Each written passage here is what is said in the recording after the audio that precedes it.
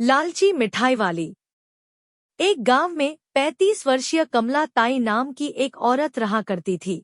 उसका एक ढाबा था।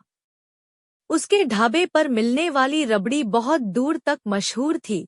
वो रबड़ी वो खुद बनाती थी। कमला ताई क्रूर और निर्दयी स्वभाव की थी। वह गांव में ब्याज पर पैसे उठाने के काम भी करती थी। इस काम के लिए उसने कुछ गुंडे भी पाल रखे थे। एक दिन गांव का सरपंच चतुर सिंह कमला ताई की रबड़ी खाने के लिए आया।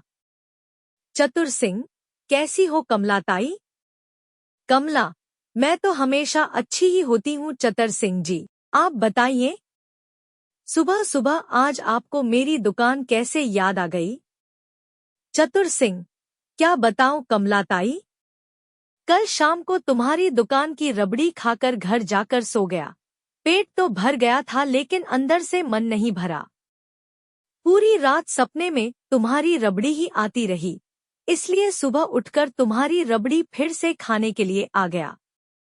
कमला, तब तो आपको कुछ घंटों का इंतजार करना पड़ेगा चतुर सिंह जी। चतुर सिंह, मैं कुछ समझा नहीं। कमला, आप तो जानते हैं चतुर सिंह जी, मेरी दुकान की रबड़ी दोपहर के 12 बजे तक बनकर तैयार होती है। चतुर सिंह, अरे, कुछ कल की रबड़ी अगर दुकान पर रखी हो तो वही खिला दो। कमला, चतुर सिंह जी आप तो जानते ही हैं, मेरी दुकान पर दूर दूर के गांव के लोग रबड़ी खाने आते हैं।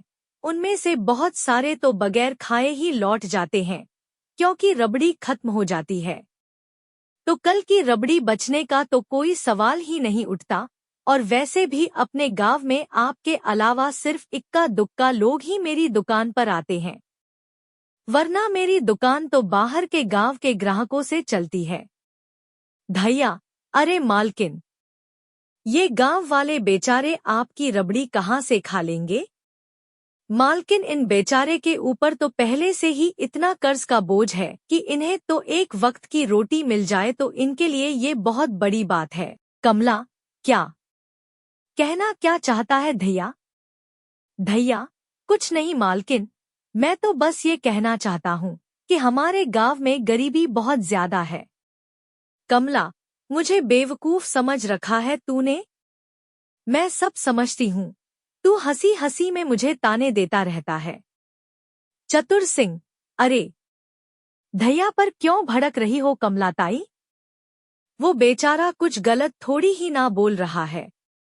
हम सब जानते हैं कि पूरा गांव तुम्हारा कर्जदार है। उन बेचारों की जमीन, जायदाद, खेत सब तुम्हारे पास गिरवी रखे हैं, और वो बेचारे जीवन में ना कभी सूद सहित तुम्हारे पैसे लौटा पाएंगे और ना वो अपनी संपत्ति छुड़ा पाएंगे, क्योंकि अगर तुम किसी को 500 रुपए सूद पर देती हो तो अगले महीने उसका सूद ही 5000 रुपए हो जाता है। लेने वाला तो बेचारा वैसे ही मर जाएगा।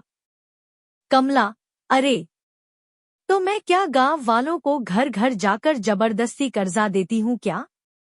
वो मेरी दुकान पर खुद आते हैं पैसे मांगने के लिए।